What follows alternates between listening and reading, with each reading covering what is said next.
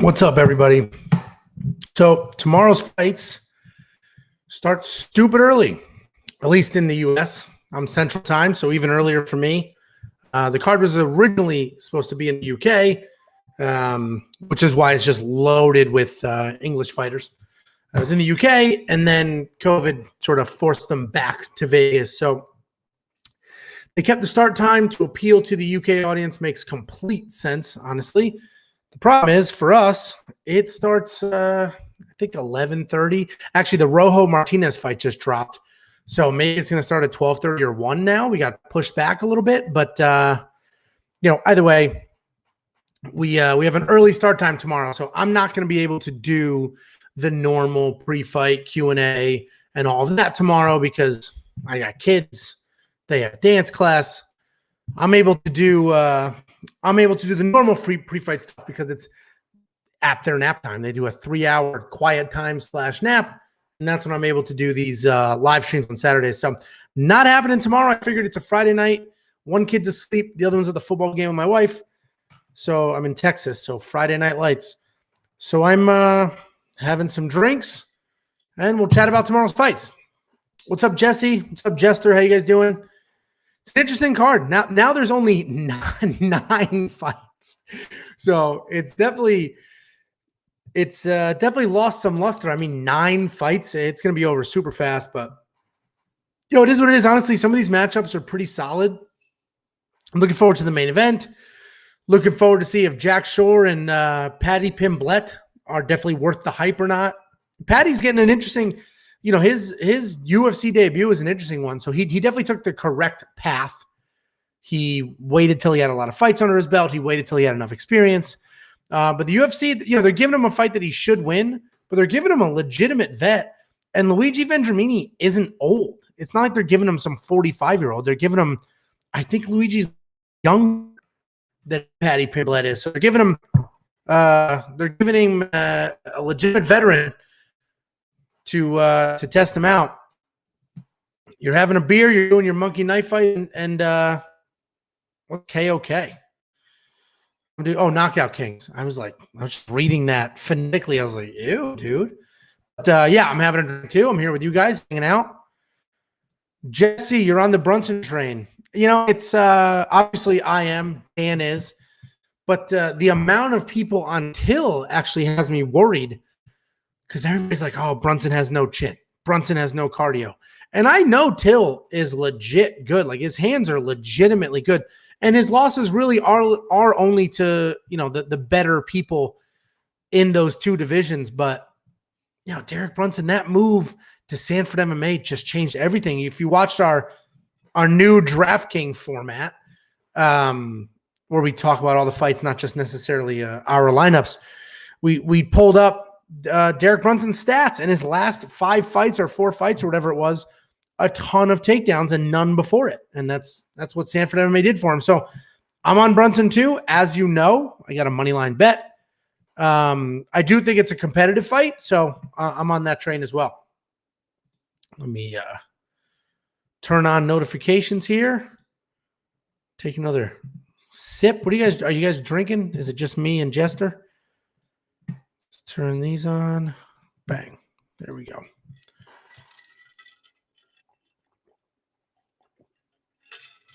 Oh, yeah. I needed that, man. Kids. Oh, these kids suck the life out of me. So, let me know what you guys think of the new DraftKings format. And I've kind of rushed it today, mostly because, thanks you, George. We kind of rushed the new format today because Dan's a lazy turd. He's not lazy, but he's never on time. He's just such a pain in my ass. And so we had the join late. Then he showed up without his bets. So then I had to type his bets into the spreadsheet or the PowerPoint. So it was like a whole thing. So by the time we got to the DraftKings piece, we sort of rushed it. It's a new format. We're trying it out. Let me know what you think of that new format. I know everybody wants just wham, bam, here's our lineup.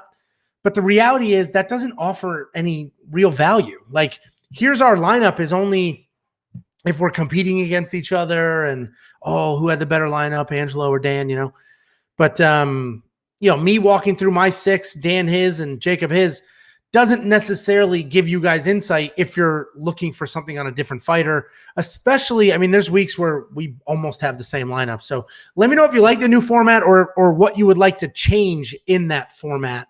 So we're not just going to show you our lineups anymore. 2 reasons. 1, we don't think it adds as much value as we could be adding. And 2, it's actually against DraftKings user policy. And that's not really an issue. It doesn't really matter that much.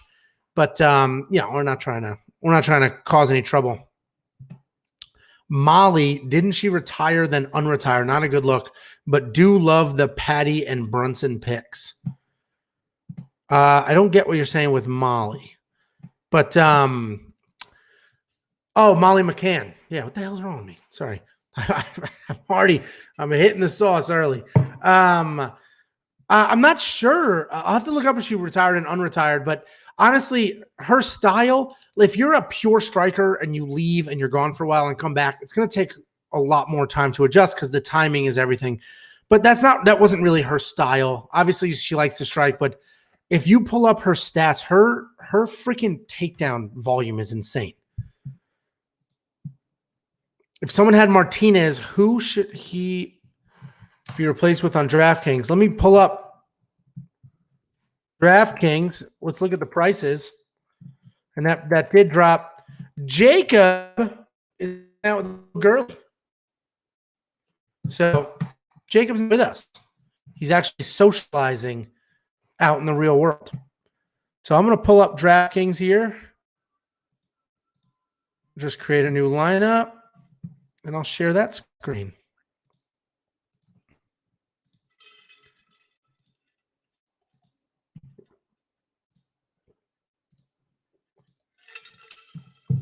Okay, let's see what we got. You got this. But how long ago was that fight? Right? I mean, it's crazy. When fighters retire immediately after a loss, it's hard, man. If they were thinking about it going into it, it's different. If they were, but it's very emotional. Very emotional. Fighting, losing, it's all just incredibly. There's so many fighters that do rash things. Like I remember a few months ago, who was it? Was it Brian Ortega? Somebody shaved their head like right before the fight. And Jacob was like, oh, what does that mean? I was like, I'll tell you what that means. He had a mental breakdown, shaved his head because he was just freaking out because this is so stressful. And that's why he did that. And then the post-fight interview, he talked about it. He's like, I had a mental breakdown, blah, blah, blah. So it is like emotionally taxing. Okay, so you want to know who is a good replacement for Martinez because that fight dropped because he missed weight. So Martinez is around $8,600. So here's our sort it the other way. Bukakis, Barriault, Pimblet. Well, Pimblet's a straight up solid replacement. So I would swap Martinez for Patty Pimblet. Absolutely. And then if you already have Patty Pimblet, then I'd probably say Bukakis, honestly. So Roundtree could knock Bukakis out, right? He could, but he's a slow starter. That whole moving to Thailand thing didn't really work out. If you watch the breakdown, Danny is really high on Zawada, so he could be a good replacement. No, I did not have one, and neither can I. You're talking where we buy 3.5 points. I didn't because, and honestly, you know where that might be a good one? Now that you bring that up, I bet buying a few points for Ludovic Shalinian, you know what, George? I think I'm going to do that bet right now. I'm going to do it. I don't want you guys to see my gambling account. It's not a good look. And you can see it. So let me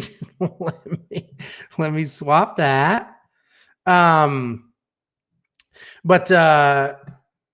do this. Chrome tab. I'm do the bets. Okay. I'll add one of those. And what's a good parlay? Here's I don't know, Messiman. So what I do with parlays, I'm very conservative. Like If you guys watch any of these, if you watch any of these breakdowns that I do and my betting breakdowns, I'm pretty conservative. Like those are my bets on the screen. I only have a handful. They're pretty safe bets for the most part. None are crazy odds. When I do parlays, I like to smash together the two biggest favorites. So Jack Shore, I worry about a little bit, but if you take Aspinall and Paddy Pimblett, somebody had that parlay in the comments. I think that's a great parlay. It was. There was a lot of. I didn't count all the commas yet, but there's definitely enough that I'm nervous about people seeing. They might come knock on my door. I mean, Dan, why are you freaking texting me? You know what I'm doing right now. Dan, no, absolutely no respect. Dude was late, which is why we had to rush half our videos, and now he's texting me while I'm on. All right, let's take a look. Not on screen though, but let's take a look at the buying 3.5 points. Buying 3.5 points for the Molly fight, over 2.5 cash for sure. Yeah, that's a solid. Let's take a look at the line. Pulled up my other screen. And listen, this is casual. I'm just hanging out, having some drinks, talking about it. You guys have questions, ask me questions, whether it's about this or anything else. I don't care. We'll see if Dan joins. I sent him the link. Jacob's on a date. And I don't know if you can call it a date. He's hung out with her a bunch of times, but he's on a date. Dan is probably tied down at the moment, considering he travels like crazy for work. So when he's home, he's got to tell the wife, hey, I'm going on YouTube. She's not always too happy. I'll get to you in 1 second, Jester. Let's take a look at the Molly round line. Molly McCann over 2.5 is minus 410. So yeah, that should cash, but that is not worth. I would never risk 410 ever. Okay. I have the Jack Shore Ludovic. Yeah, he shoots his shot. He shot his shot. Let's see. 3.5 points for Ludovic, plus 240. I'm going to lock it in right now, guys. I'll do a full unit.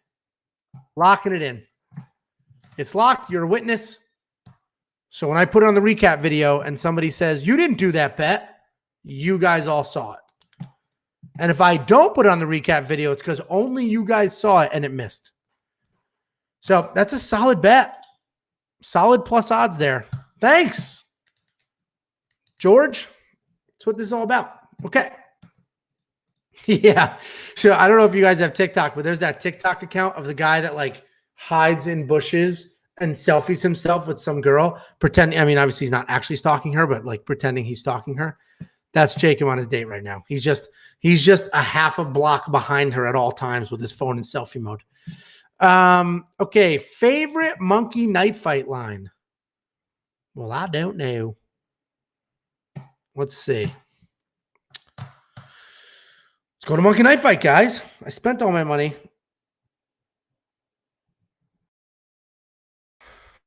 Let's see.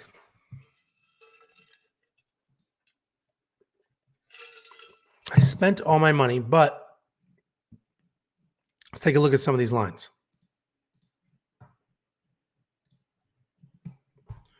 I will share that screen. Wish they would make it easier, just bang between shared screens. What can I fight? Okay. Let's see what we got. I think my favorite line was the what did I do? The over on this, the under on this? What did I do? See, I only have $1.50 left. Let's see. Is a move coming the night before asking for the favorite lines is tricky because they do move.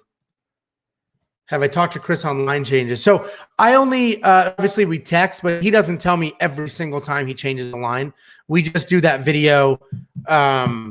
We do that video together on Wednesdays, and he'll tell me those lines that he changed after we initially filmed. But he changes them all week. If a bunch of money comes in on one side or the other, that's when he'll change them. So I don't know every change that he does. But you know, that's why if you like a line, you got to play it right then and there because it may move. So I don't normally, every now and then boxing. My brother-in-law is a big football guy. So every now and then, like he just messaged me for Monkey Knife Fight. I'll tell you what he just told me. He sent a message saying, NFL lines are out on Monkey Knife Fight. Cowboys versus Bucks on Thursday. Take the over on Brady, Dak, and Cooper receptions. Thank me later. Over unders 51 points. It's going to be a shootout. So I'll do that. And obviously, and then he'll have bets. He's also on our bet online. So he'll send me bets every now and then. I'll follow along, but I do not use my own insight to do that. And my wife is texting me like crazy. Let's see.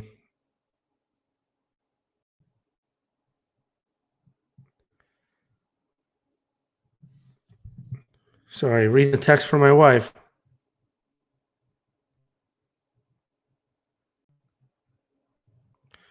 Okay, Dan is sending me, I'm live. Stop texting me. And join. You loser. Okay. Favorite Monkey Knife Fight line. Messman, I like Alex Morono. Know that he's minus 135 because minus 180. Oh, now that he is minus 135. Yeah, that's not a bad Morono at minus 135. If you're on that side, those are solid lines. Let's take a look at Monkey Knife Fight. So anybody watching, like the stream. If you're not a subscriber, subscribe. It costs you nothing. Super helpful. No, I don't let my wife know what happens. I actually, so she doesn't know. She'll see the deposits, which is so like she'll see the deposits, not say a word, obviously. But if I withdraw anything, what was this? It's like, what? What about the hundreds every single weekend from Monkey Knife Fight and DraftKings that I deposit? No questions about that. But a little money leaves, you got a nice question. So the other day, so obviously we get paid by Monkey Knife Fight. If you guys sign up and deposit, we get a little kickback. And works for us because we genuinely love it. We play it and, we can make a few dollars. We've had zero net profit because it all goes to the damn website. But anyway, and same with Bet Online, right? So that money goes into my account and then I pay the web developer until we're all caught up on that. And I keep some of it. I give him even numbers and then I'll keep the extras. And last week she's like, I don't like seeing the money come in and then leave. And I don't know what it's for. Do your own account. I was like, oh, hell yeah. So now we have an account set up just for this stuff, which is nice. So now no questions. Do whatever the hell I want with that money. No questions. All of a sudden I have all fancy new tech showing up in my office. She's not going to say anything about it. Let's see. Look at some of these lines. We have Zawada Morono. This is a high line. We're looking for one that I love, right? The question is favorite line. And they move, so it's not even worth checking the ones that I've already done. I honestly like slates. Slates are my favorite. We'll take a look at those. Jacob hoping these locks of the week hits after a big date he's on. Yeah, I mean, Jacob, I tell everybody he's super streaky. The dude either loses 10 in a row or wins 10 in a row. And it's right when you think he's invincible or completely useless is when he turns. So what does he have? 2 in a row now?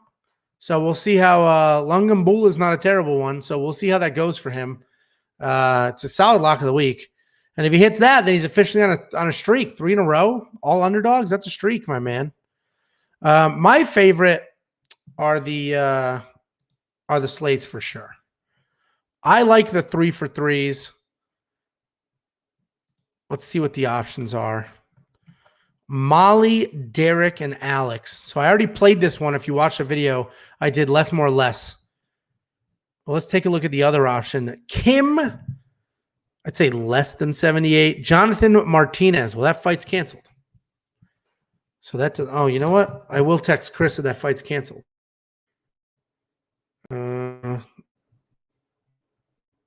It's fun because it dropped and DraftKings has it, but not Typology or anything. Rojo fight dropped. All right. Let's catch up with some chat. He wishes he was on a date with Ryan Hall. I don't think he'd make it to the date without having to change his pants. in the car. Oh, God. Did I bet on Jake Paul last week? He saved me from that Mahmoud loss. No, I bet on I bet on Tyron Woodley. And, listen, I'm always going to bet on the I'm always going to bet those MMA guys. Because I'll tell you right now. So, listen, Tyron Woodley lost that fight. And it's easy for me to say, if he had more volume, he would have won. And that's true, but also that is literally the case with his last 5 fights. So that's not an abnormal fight, right? He has all the fights that he's lost, except for the Luque one, was if he had more volume, if he was more aggressive, he would have won. So it wasn't a surprise that he was not aggressive, but I did think he would win. And honestly, he looked really good. I don't think it was a split decision, but when they announced it that way, I'm like, oh my God, I hope they get this wrong. But, he almost dropped Jake Paul. The rope saved him, so he didn't hit the mat, or the canvas. Yeah, so I don't hate the bet. Listen, I would do it again. I know I lost, and that sounds stupid, but I don't look back on it and say, what a stupid bet, I should have known. Because the reality was he won a few rounds. He looked pretty good, and it's not insane to think that he was going to win that. And I'll tell you right now, this one sounds stupid too. I think Vitor Belfort beats Oscar De La Hoya.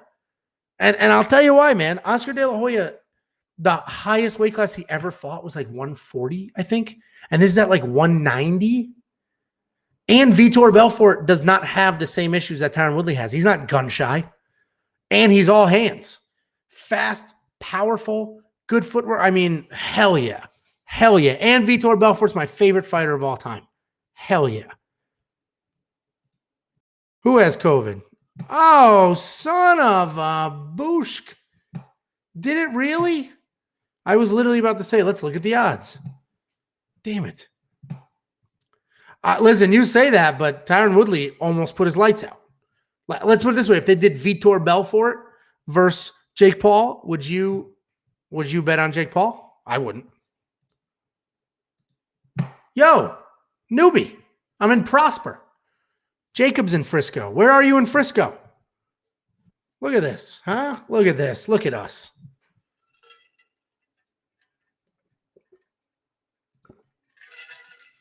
Here you go, guys. I'm not going to touch this one, but anybody watching, here's a tip for KSW 63 tonight or tomorrow, whenever it is. If you guys want to hop on Bunkwikwi. El Dorado, and that's so by Best Buy and all that stuff. Jacob lives right off of there. Jacob was right in downtown Frisco, and then he moved. What is it? Vale? Is that an apartment complex? Is that where he moved to? Vale. So he lives in an apartment complex. I think that's where it is. Anyway, there's that apartment complex back there, and that's where he just moved to. Who's replacing Oscar, and is he still fighting Vitor? I'm watching my daughter on the monitor do everything she's not supposed to do in her bed right now. She's 2, almost 3. We gave her a big girl bed. She's standing up, jumping around.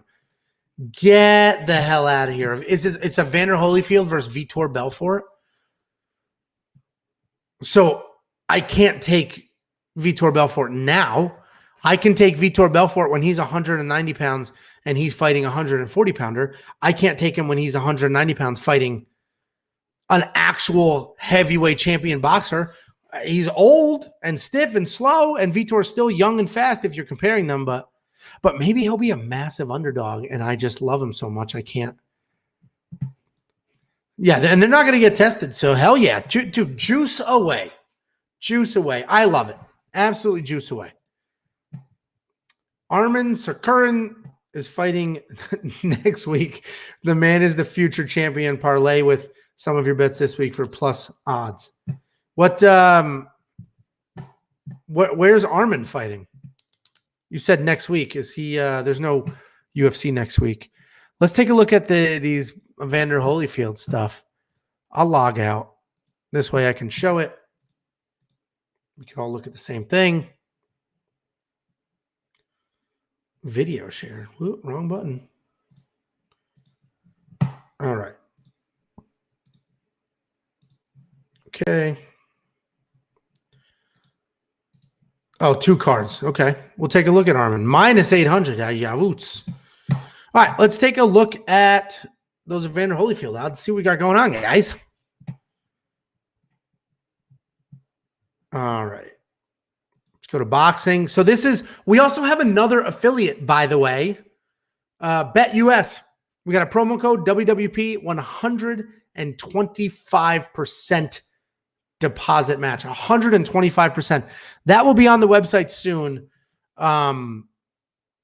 So you now have options. So Bet Online has the best prop bets, and they're super early. Bet US is the easiest to put money in and take money out. I know some of you struggle with Bet Online. Bet US is the easiest by far, and the match is better. So you got options. Let's take a look. Boxing props. It's probably an exhibition, right? What the hell? No. Soulja Boy versus Kanye West?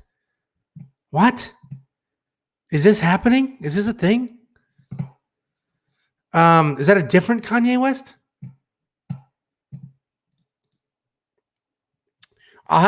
We do our research. So obviously there's fighters that we know. So like Derek Brunson and Darren Till.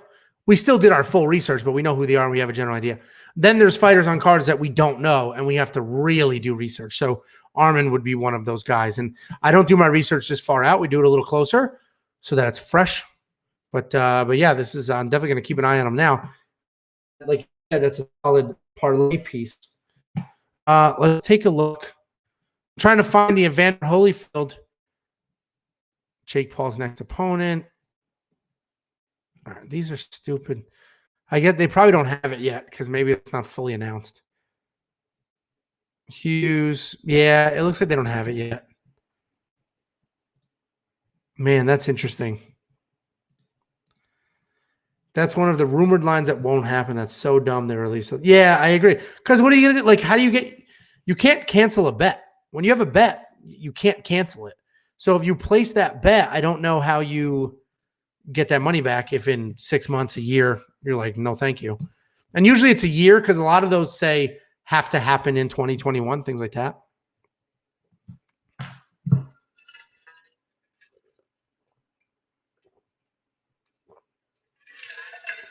Okay.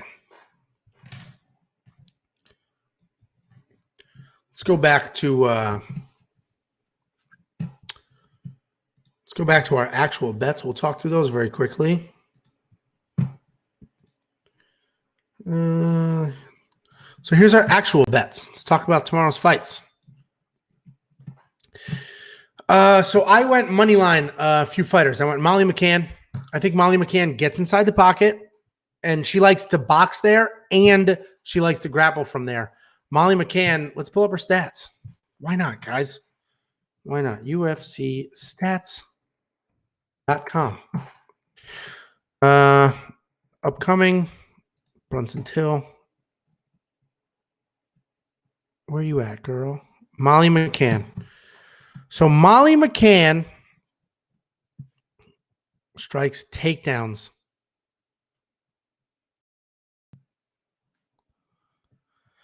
Yeah, so like she had 5 versus Belbita, 2 versus Ariana Lipsky, 2 versus Cachero. She got taken down a ton by Laura Procopio, but that is Laura Procopio's deal. Does this show? It doesn't show how many shots she took, but I saw that elsewhere, and it was an insane number. These are actual like successful takedowns. Oh, here we go. Takedowns. Average takedowns, 15 minutes is almost 2. So that's average almost 2 a fight. That is all of her fights. If you look at her most recent ones, it's a much higher number. Her accuracy is 30%. Takedown defense also 30. So I mean, I like that matchup. I like that matchup for her. So I have Molly McCann, money line. Then I got Paddy Pimblett. I'm buying into the hype, man. Paddy Pimblett, he's okay in his feet. He's got good striking offense. He's super hittable. His head doesn't move. He can get touched up. He is hittable, and people have hit him in the past. But I don't, Luigi's going to come throw wild haymakers because that's what Luigi does. And obviously Patty could get caught, but I don't think so. And the grappling is where Patty really shines, and the grappling is where Luigi's more comfortable as well. So I'm thinking Patty's going to be comfortable, loose, ready to go. He's got a ton of experience, and he's really going to go at it. And yes, Messaman, that fight is canceled. Tapology does still show it, but DraftKings does not. And if you just Google it, there's articles, people posting actual articles, not just tweets, that fight dropped like an hour ago. So that fight is dropped. I'm surprised Tapology is a little behind because they're they're the most accurate. His haircut needs to go. Patty Pimblett, yeah, he's like a Hanson brother. Derek Brunson plus 155. I've talked about this a million times. I love Derek Brunson in this fight. I think the wrestling he's been doing lately with what the hell's the gym? Sanford MMA. It shows. We pulled up on our DraftKings video, we pulled up his stats and what those look like. And can I share? No, I can't just easily switch. So I'm going to pull it up. You're not seeing it, but I'm going to pull it up. Let's pull up Derek Brunson. Derek Brunson's, these are takedowns in his last 4 fights. These are the 4 fights with Sanford MMA. 6, 4, 2, 4. And before that, none. None. And he had 2 against Anderson Silva and none before that. So he went from shooting and getting no takedowns in his career, basically. And then he moves to Sanford MMA, like, listen, dude, you're a good wrestler. Don't be a bum. All of a sudden, he starts taking people down, doing the right thing, making stuff happen. So I think he's going to do that versus Till. I think he'll out-wrestle him. He'll hold him down. It'll be a tough fight for both of them. But I like Derek Brunson. I could 1.5 times my money. Then Roundtree Bukauskas over 1.5 rounds, minus 120. I like that. I love, you guys know me, I love the over. I like unders as well, but anytime I get over 1.5 or anytime the line is 1.5, I usually hit the over. And even if I'm almost positive to be a knockout, I usually hit the over. So I did hit the over on both of the 1.5 round lines. Actually, I hit the over on all 3 low lines. 1.5 on Bukauskas and Roundtree, 1.5 on Aspinall Spivak, and 3.5 on Brunson Till. You don't usually see a 3.5 line. It's usually 4.5 or 2.5. You don't usually see 3.5. So I'm good with over 3.5 in that fight.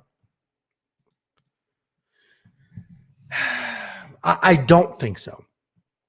I think if it ends early, it's because Darren Till stopped him. I think, oh, Bub, thank you, my man. Pots and pans, appreciate that. Thank you very much. Says, the Dalcha have a chance? Love the channel. I appreciate it. Let me finish answering this question and I'll answer yours. I don't think Derek Brunson wins inside a distance. I think he beats Till up on the ground. But if it ends inside a distance, it's Darren Till. Darren Till, because Brunson's chin is questionable. And Bub, your question is, does Dalcha have a chance? Love the channel. So Dalcha is Jacob's lock of the week. Sometimes Jacob's lock of the week is an absolute joke, like when he lost 7 or 8 in a row. And other times it's like he's touched by an angel when he wins 10 or 12 in a row. Dalcha absolutely has a chance. So here's my assessment of that fight. So I think Marc-Andre Barriault and Dalcha are somewhat similar, but they're both kickboxers. Marc-Andre can wrestle a little. Marc-Andre can grapple a little. Dalcha is a kickboxer with heavy hands, so he has more power. Dalcha is on the judo national team, so he has better takedowns. Dalcha is like won a world championship or something like that in jiu-jitsu. He's also a black belt, so he's better there too. Dalcha is literally better everywhere. I don't think he's as technically sound of a kickboxer as Barriault, but he has more power. He's got better takedowns and better jiu-jitsu. The problem is he doesn't use his takedowns and he doesn't use his jiu-jitsu. Barriault, on the other hand, will use his takedowns, use his jiu-jitsu, even if it's not as good. He uses it. He mixes it in well. He's a more well-rounded fighter when they actually fight. It's almost like if you think of Tyron Woodley. Tyron Woodley is a better wrestler than everybody he fights, but he gets out. Gilbert Burns out-wrestled him. So that's the problem with Dalcha in some of these fights in the past, where Dalcha is better everywhere but doesn't use all of his tools. With that being said, he has been very vocal about that. And he literally has been doing interviews saying, I don't want to be just the guy with power. I want to use all my tools. So, Jacob's on it. Jacob has Dalcha. If we look at, this is an entire slide dedicated to all of his bets on Dalcha. Dan has some on him too. So he absolutely has a chance. He has all the skills to do it. The big question will be, does he put it together, or does he just have fun throwing big, heavy bombs, which is what he's done in the past? Thank you very much for the super chat. It's very appreciated. Zolja has like one takedown him and then he's tired, but if he takes you down, he'll be in control most of the round. Yeah, and we talked about that too, where, there is the conception. That's not the freaking word. I don't know what the hell word. I can't think of it right now, but there is the notion out there that he has bad cardio, and it's not great, but he has gone 5 rounds, different weight class, but he has gone 5 rounds. So, but he's talked about all of this. He's been very open about all of these things recently. So let's hope he's made the right changes. I want him to win. I think it's better for the division if he wins. So I want him to win. I have money on Champ and have in my DK lineup. So Champ is Dalcha's nickname. So sounds like a lot of you are on him. Who else on the Molly Nurmagomedov train? Are you joking because of the wrestling?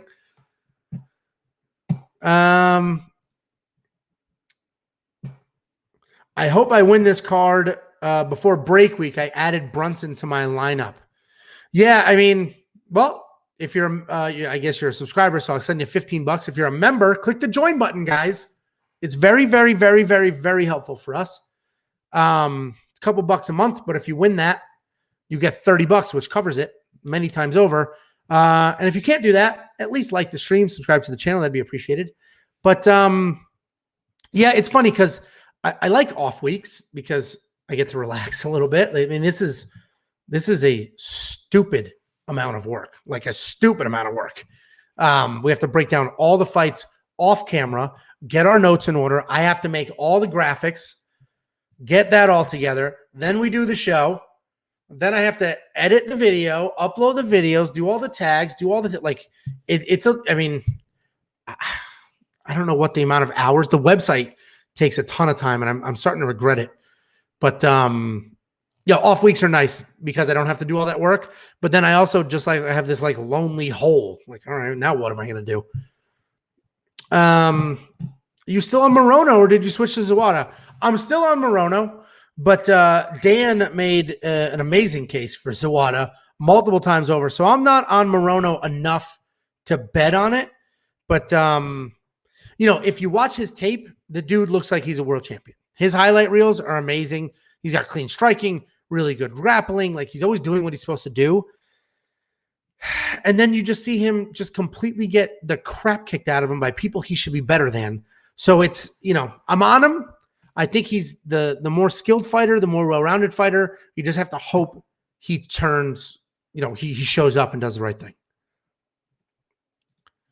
Yeah, eventually we probably will. Well, first of all, the way this channel started was me, Dan, Nick, and Jacob, obviously. Nick is still a part of this. That's why he's still in the intros. You just haven't seen him in a few months, but I don't think you guys can possibly imagine how busy Nick Newell is right now. First of all, he owns his own gym and runs it. He did a full fighting camp and fought, so that's when he initially took his break. Then, as soon as camp was over, he had to start doing his press tour for his movie. And he's a model for Tommy Hilfiger. So he's doing all of that. And he's moving. So that dude has so much in his life going on. But Nick would do the content. He didn't do any of the behind the scenes work.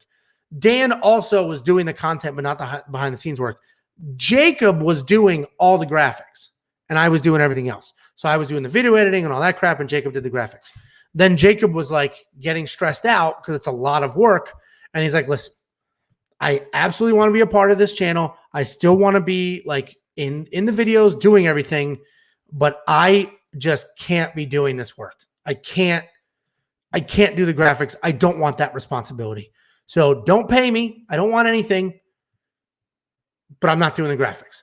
So now I do 100% of it. So yes, we eventually will have to hire somebody to do all of that. Right now, we make some money. Thank you very much for donations and members, super chats, and then obviously affiliate stuff. We make some money, but all the money goes to the website. Once we're caught up with the website and we're positive cash flow, then yeah, we'll probably hire some people and, have them do that. I mean, at the end of the day, this is a business and we treat it that way, which is a good thing. Because if this was just a hobby, then we would probably phone it in, right? Not do the amount of research that you would expect and just kind of, we would all be Jacob. And Jacob's good, but we can't all be Jacob, right? Jacob he does exactly what he does and he does it perfectly. But if we're all just like, hey, I'm just here to have fun, then it kind of falls apart a little bit. But anyway, yes, we should hire somebody soon, especially for the graphics and the website, because I don't think you have any clue how much time that takes. It's stupid. I don't even know I learned how to use Photoshop for this channel. So,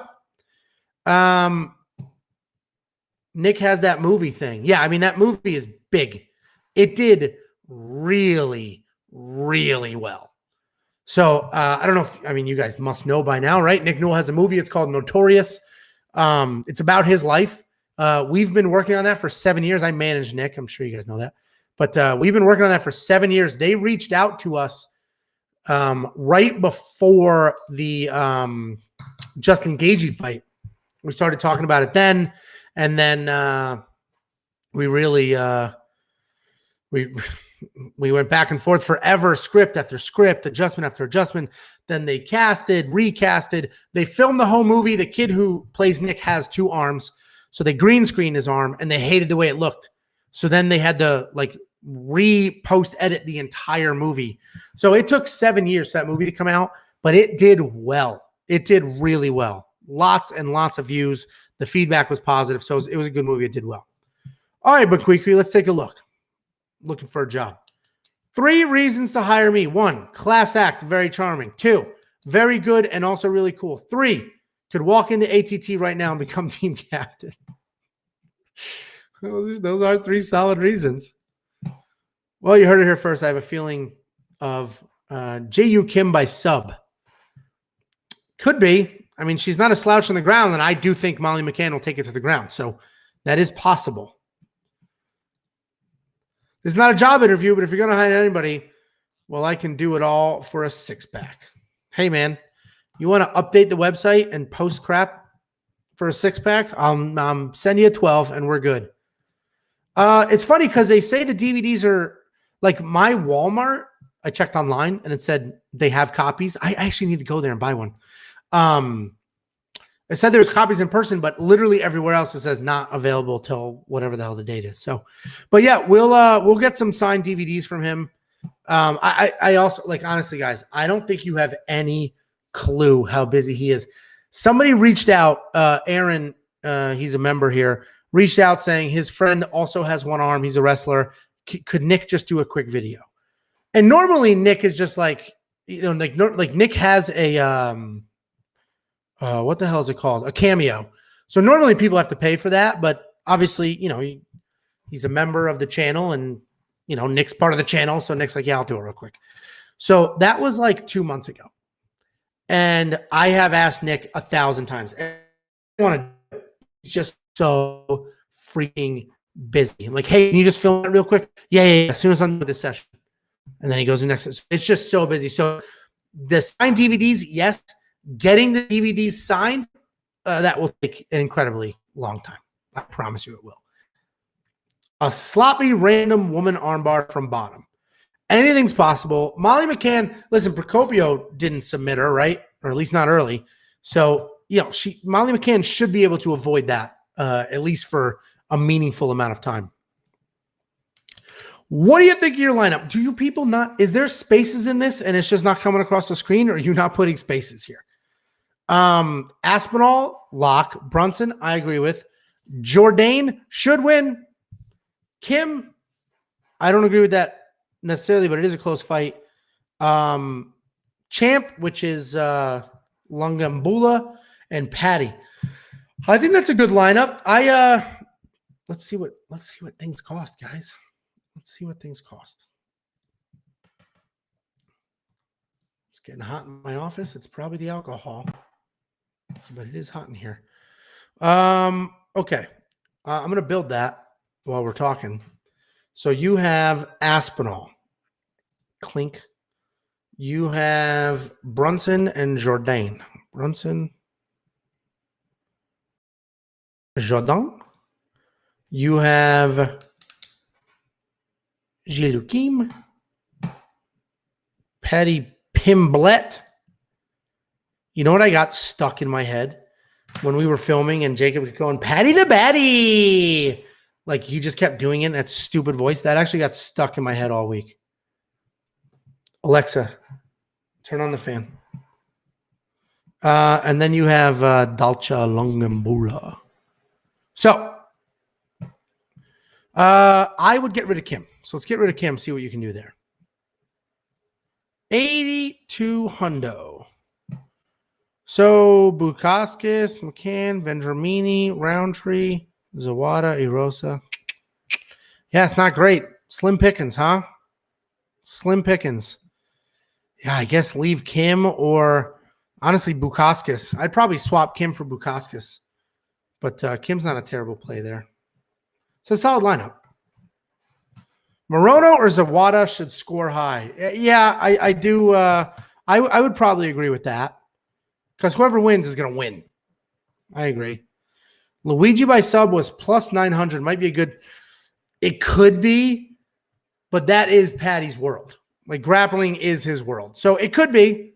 You know, Luigi can grapple as well, but that is like if somebody gets submitted, it's likely Luigi because Patty's so slick on the ground. I like your overs, but you and Jacob got me split on Aspinall. We did split on that. That's what's funny. So like people always, and you know, somebody asked earlier, which is totally fine, but people are always like, what's your favorite bet? What's a lock? And I hate giving those answers because, you know, I don't like spending other people's money.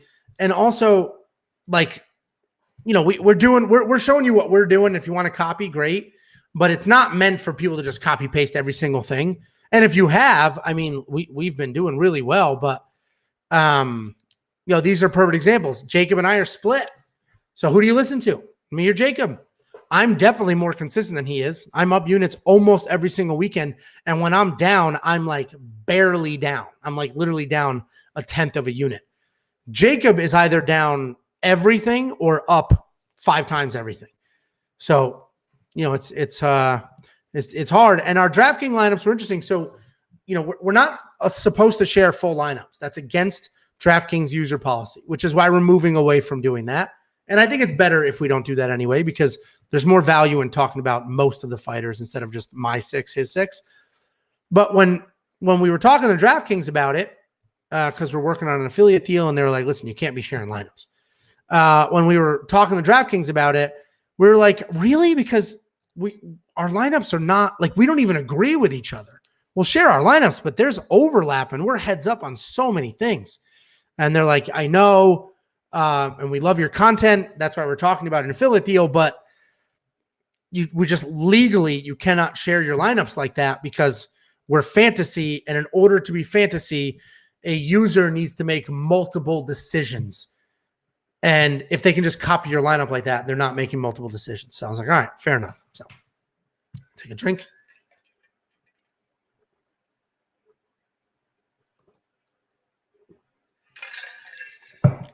He could. Part of his sloppiness is almost his style, if that makes sense. He's very erratic. He is smooth on the ground, but he is very, he's very like jerky. Luigi's style is he's not great on his feet, but he throws. He just throws big looping punches on the ground. That's where he wants to be. I mean, he's a better grappler than striker, but he's not a better grappler than Patty. So I bought into the Patty hype.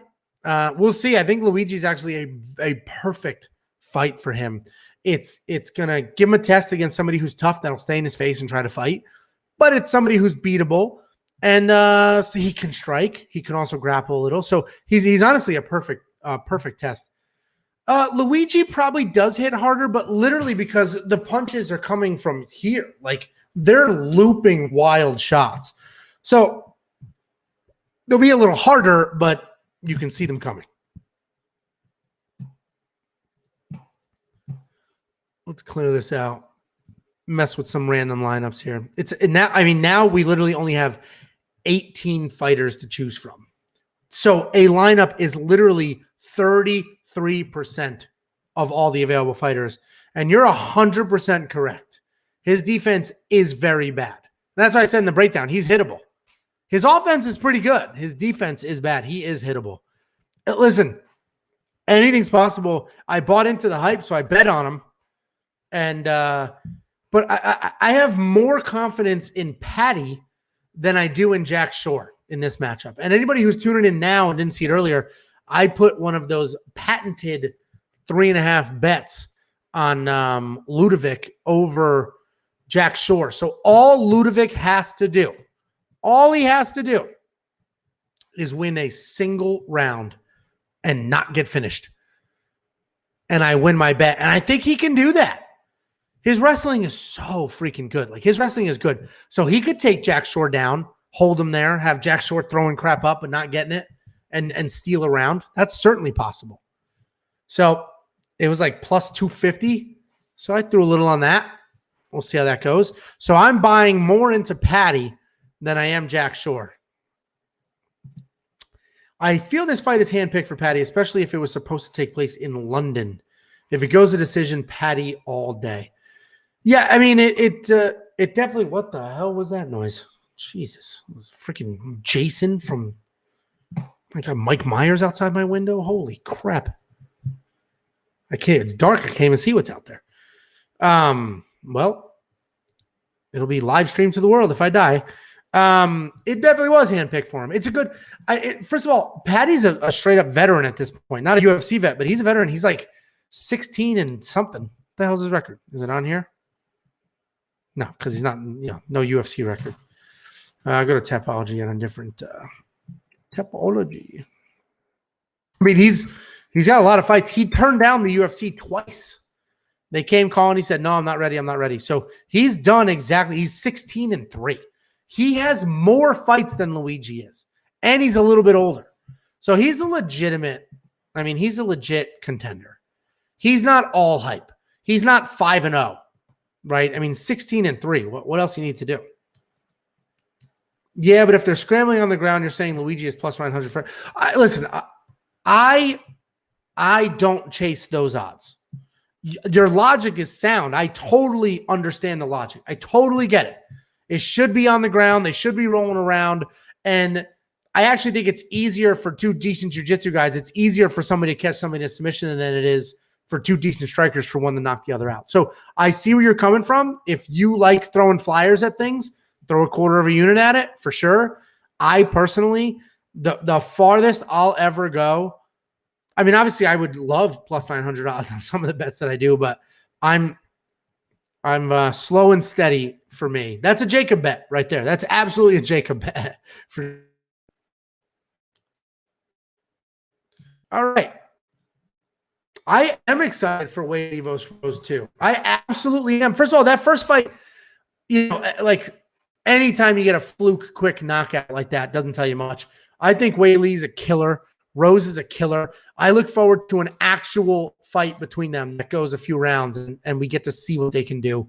I'm genuinely looking forward to that. So I really am. Isn't that whole card absolutely stacked? So we have a 6-week window or something like that between pay-per-views. The last one was August 4th. And now we don't have one until September 24th. So there's a long time between pay-per-views. And then they just start rolling. There's one where it's 2 pay-per-views back-to-back. Is it in November? Or we have Glover's card on Halloween, and then the next weekend is another pay-per-view. So it's like 260 whatever the hell, and then 260 whatever the hell, back-to-back weeks. So I'm looking forward to all the upcoming pay-per-views. Fall's going to be spectacular. It's going to be an awesome fall, and that's definitely one of the fights. Listen, you gotta.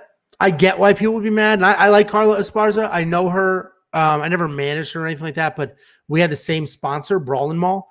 So they sponsored her. They sponsored a bunch of my fighters. So we would all do stuff together. So I like her. Like Carla couldn't be nicer and cooler. She's super sweet, down to earth. Like I like Esparza a lot. I picked her winner last fight. She was an underdog. And she definitely deserves a title shot. But when you have like a dominant champion like that and they get upset the way that Weili did, you got to run it back. You got to run it back. I don't care what the number one contender, what they've been doing. You have to run that back. First of all, just like I think they should run Stipe versus Ngannou back. It's disrespectful that they didn't. It's disrespectful that they didn't. And he's not as busy, and he wasn't.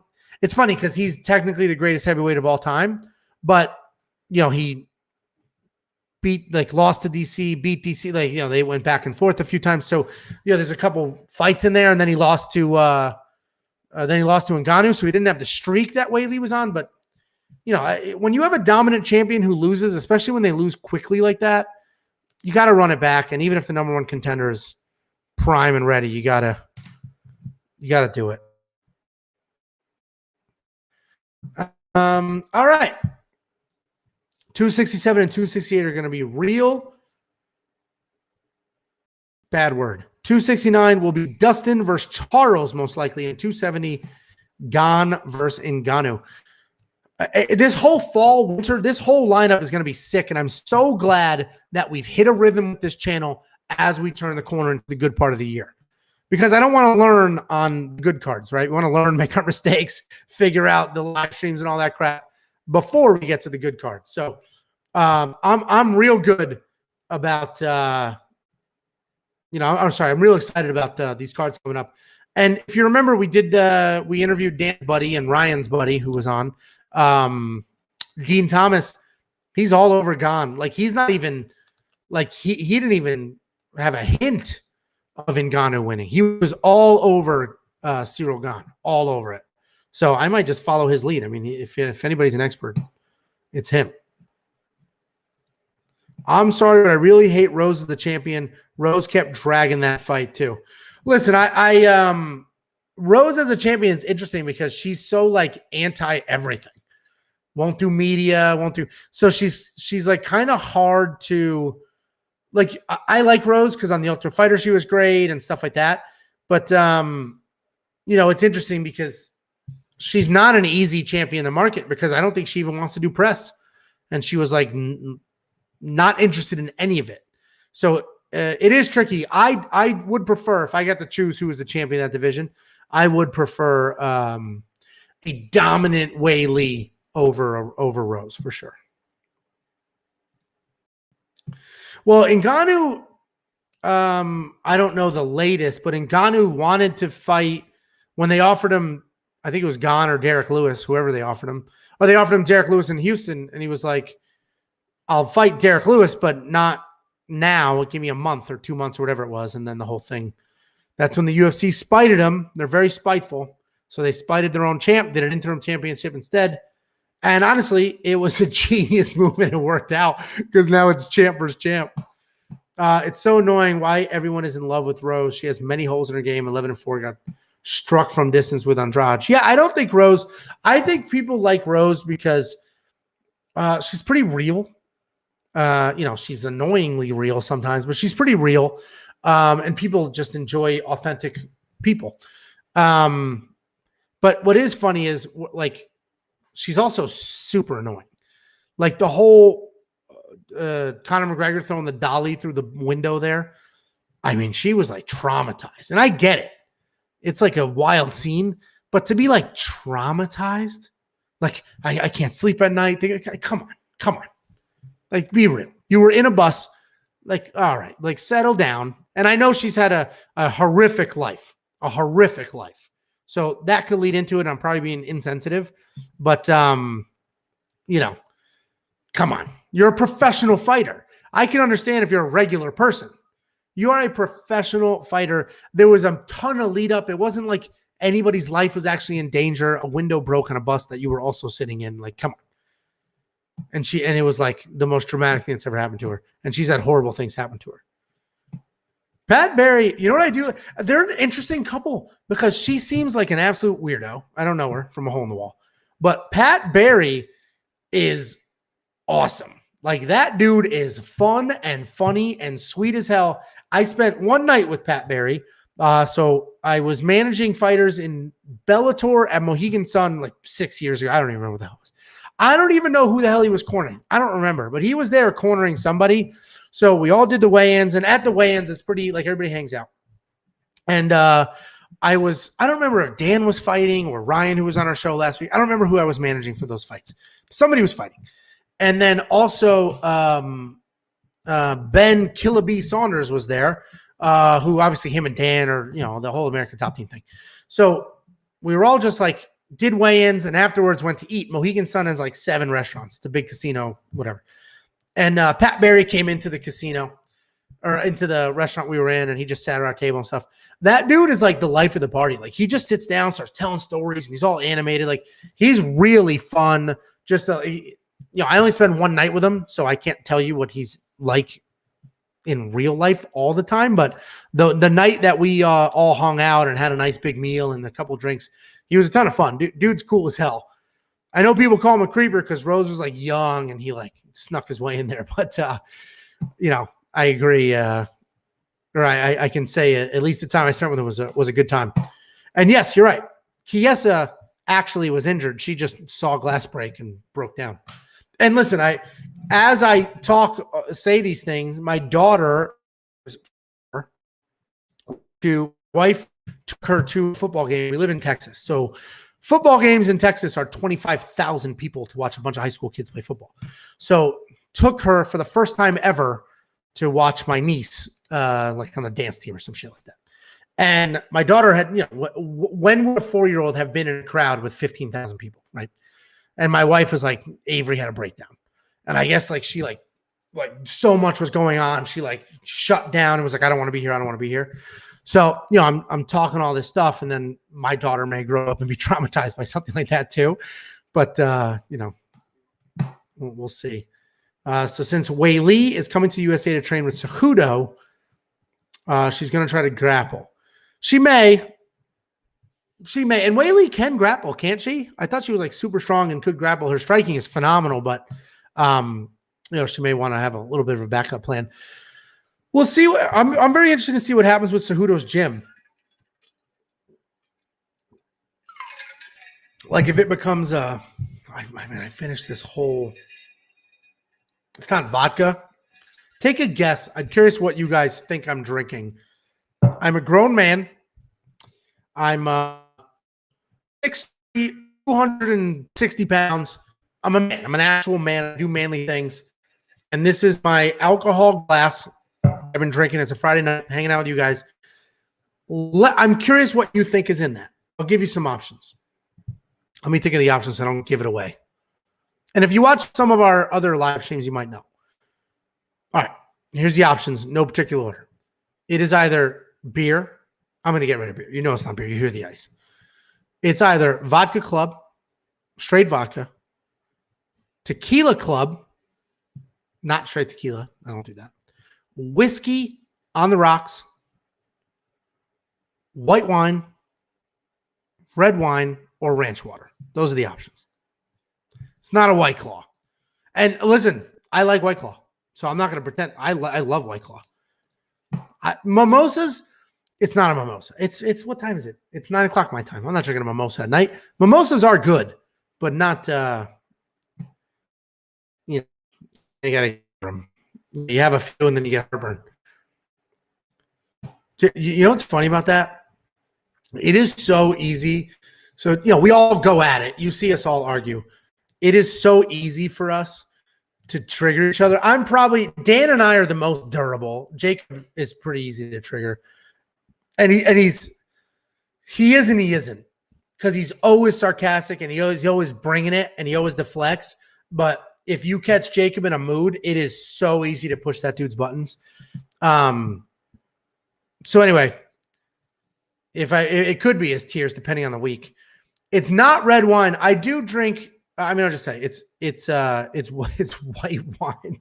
So it's Boda Box Nighthawk. It's Chardonnay, And all my friends like absolutely bust my balls about it. All of them are like, dude, you're such, and they're just like crushing beers.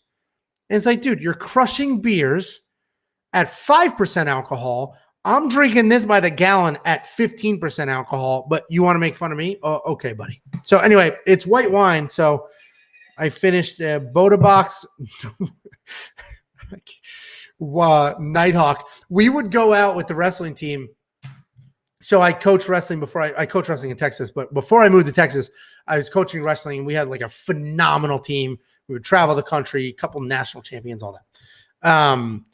And the coaches would get drinks after practices, or not at practices, but when the season's over, or after a tournament for homer time. And we would all sit down, and I think this was like after some year end something. So we go to the local sports bar that like sponsored the team, and everybody got beer.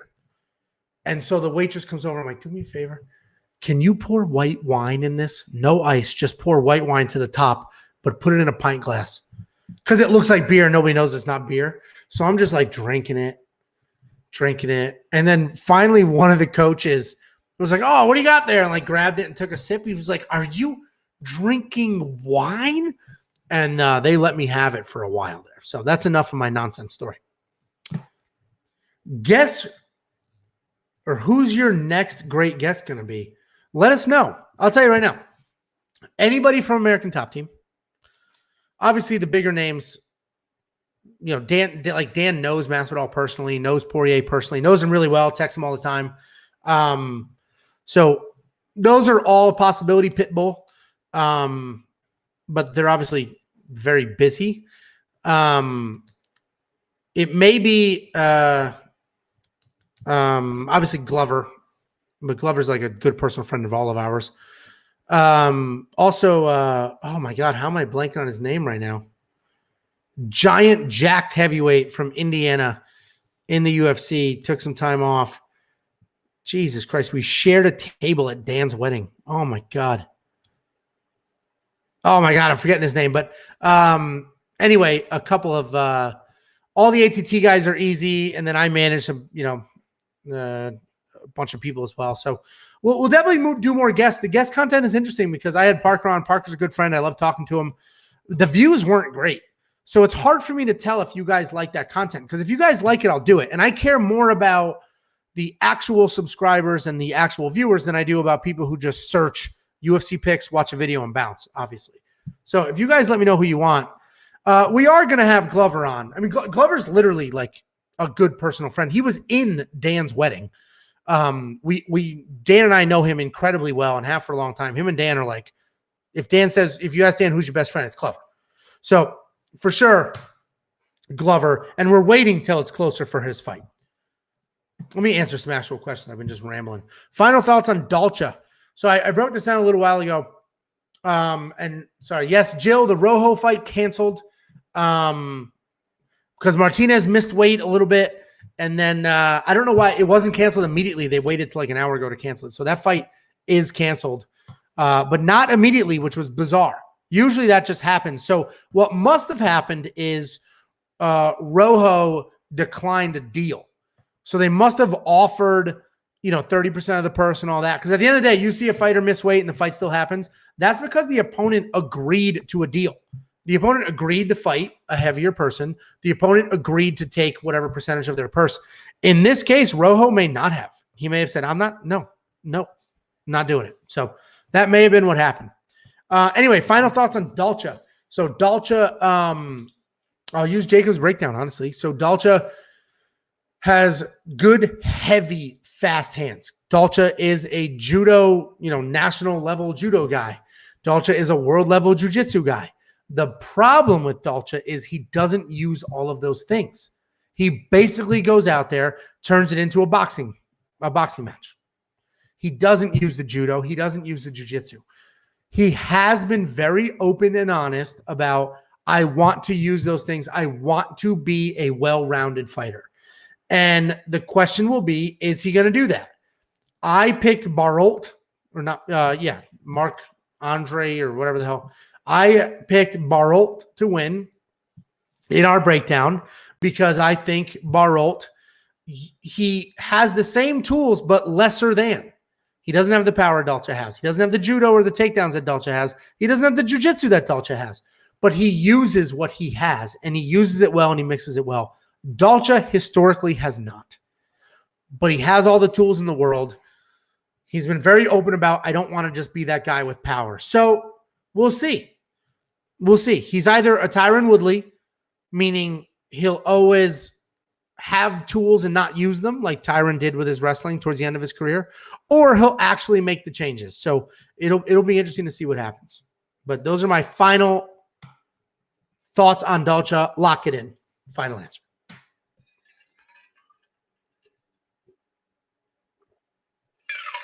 All right. It's basically just melted ice at this point. Stephen Dees, thank you for the subscription. Appreciate it. Especially, this is just a Angelo drinking by himself live stream while Dan, I texted him. I was like, "You going to join me?" And he's barely talk without laughing. You watch the last 3 videos we did, the betting, the DraftKings, and the monkey fight. You can hear him. And then Jacob's out with his little lady friend. Good for him. But Dan got that like cough, whatever they want to call it. He's been spotty lately, but he did that long. It was like a 13-mile hike, something obscene, and it was in the freezing cold rain where you hike. It's just straight uphill, and then you take like the what the hell is a ski thing? The ski lift down, and then hike back up, ski lift down, hike back up. And I think it's a mile up.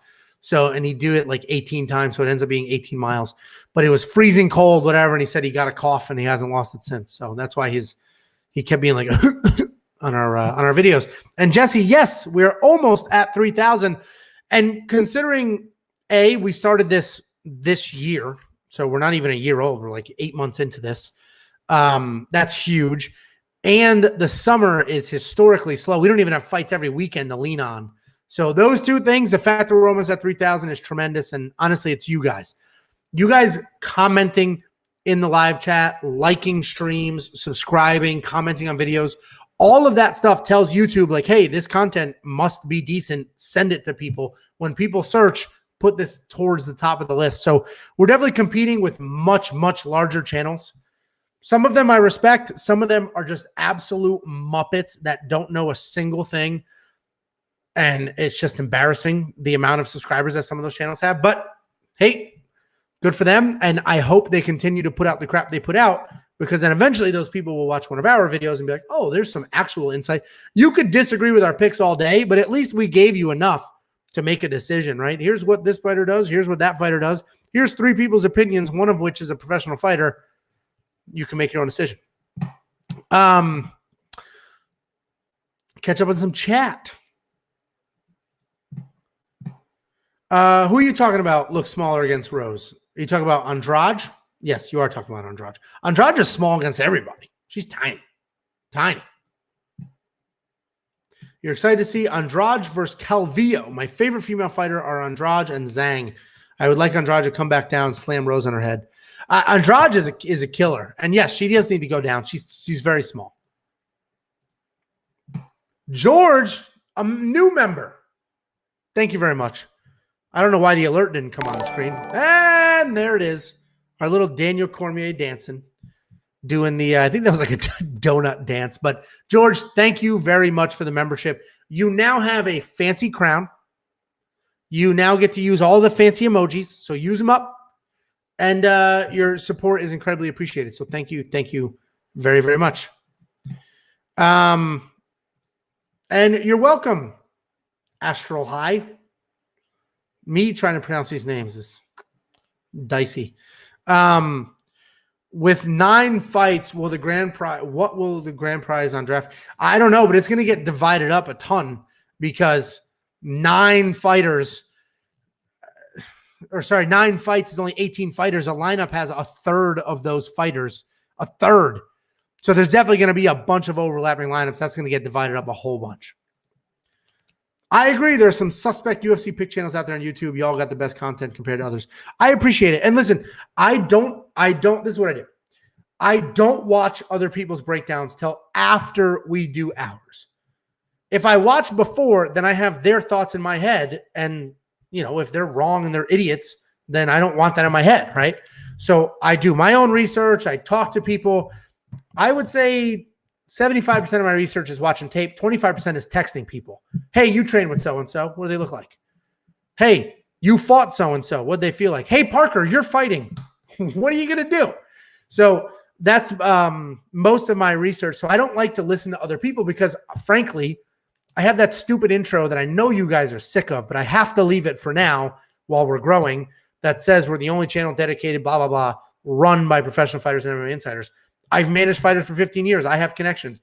Dan not only was a professional fighter in the UFC, but it was, he has a relationship with American Top Team like you've never seen. So he is literally like, not that he's giving away secrets or anything, but he has insight and vision like nobody else. So I don't listen to other people. I'll do our stuff. Danny Fired, thank you very much for the super chat. Unbelievably appreciated. And literally every single penny that comes into this channel goes back into this channel. I haven't kept $1 of it yet. Right now, the majority of that money is going to the website. We're adding live odds very soon. Jesse, you ask about it all the time. Live odds are very, very soon. I literally just approved the invoice today. So they got to charge. Yeah, it's a lot of money, but I just approved the invoice today to build out the live odds. That should be done soon. We're adding a forum to the website. So lots of times we're on, we're in the chat and stuff and in the comment sections going back and forth. We'll have a forum, a dedicated forum that we can talk about all of these things. And that really doesn't exist anywhere where you could talk about Monkey Knife Fight and bets and all that crap. So all the money goes to the website right now. We bought the conference room camera for the other live streams, but thank you for the donation.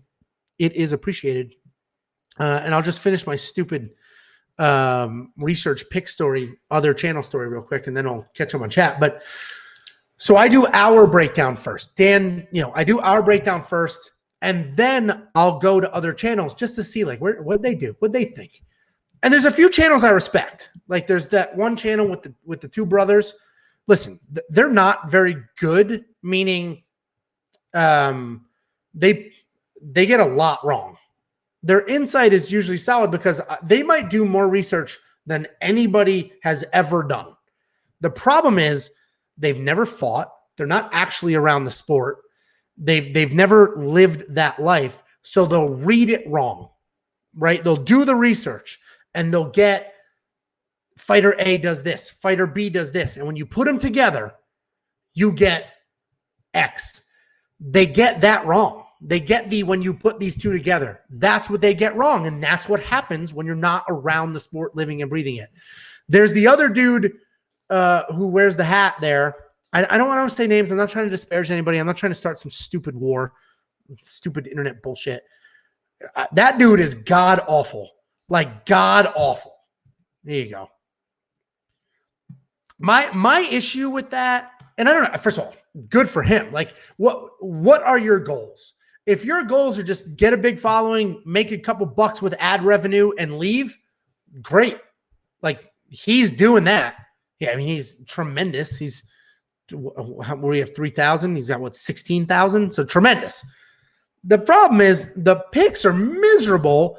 The breakdowns offer no value or insight whatsoever. And there's nothing to look at except him. And he doesn't even have a nice webcam. He got 16,000 subscribers. Buy a $300 camera, for Christ's sake. There's another dude that he uses Tapology. And I not make fun of, but I give people a hard time. Yeah, 19,000. I give people a hard time with Tapology stuff. I'll answer this question in 1 second. I give people a hard time with Tapology stuff. But that's mostly jealousy because I spend 7 hours just making all these graphics that maybe people appreciate, maybe they don't. Maybe we'd grow at the same rate, maybe we wouldn't. I don't know. With or without the graphics, but so I give people a hard time that just hold up Tapology and do their picks. I give them a hard time, but there is one dude that only has Tapology on, and he just does pretty quick breakdowns, but he does a pretty good job. Like I'll do our breakdowns and then I'll watch his. And sometimes they're out before us, sometimes he's out after us. And then I'll watch his and I'm like, oh, okay, like good. Like, yeah, you're right. I have a different pick than you, but the analysis was the same. And then, so there's some people out there that do the right thing and give some solid insight. There's some people that just throw crap at a wall. But I would say the vast majority of people try to do the right thing. Like try to like give you free information. And, here's our thoughts. Here's whatever. And, good luck. I would say that is 90% of the people out there. So, if they have a bad read on it, they have a bad read on it. And it is what it is. And that's the beauty of, I hope we have a better read than most. We're obviously not perfect. But yeah, so I'd say most people are trying to do the right thing, whether it comes across that way or not. And I have no issues with anybody, obviously. Hold on. My wife is calling me. This will be interesting. Hey, what's going on?